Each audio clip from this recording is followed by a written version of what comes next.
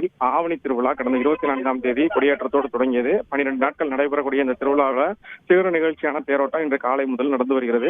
இந்த திருவிழாவில் மாசி மாதம் மற்றும் ஆவணி மாதம் நடைபெறக்கூடிய இந்த திருவிழாவில் மட்டுமே வெளியே பக்தர்களுக்கு வெளியே வந்து காட்சி கொடுக்கக்கூடிய அந்த சண்முக பெருமானின் பச்சை சாத்தி சிவப்பு சாத்தி உற்சவங்கள் கடந்த சில தினங்களுக்கு முன்பு நடந்து முடிந்த நிலையில சிகர நிகழ்ச்சியான தேரோட்டம் இன்றைய தினம் வந்து காலை முதல் நடந்து வருகிறது. இதற்காக காலை முதல் சிறப்பு பூஜைகள்லாம் நடத்தப்பட்டு குமரவடங்க பெருமான் வள்ளி தெய்வானை அம்பாளோடு திருத்தேருக்கு எழுந்திருந்தார். முதல்ல விநாயகர் தேர் வந்து 4 ரதவீதிகளிலும் சுற்றி வந்த நிலையில தற்போது முருகப்பெருமான் தேர் வந்து 4 ரதவீதிகளிலும் வலம் வரக்கூடிய காட்சியில் நம்மால் பார்க்க முடிகிறது.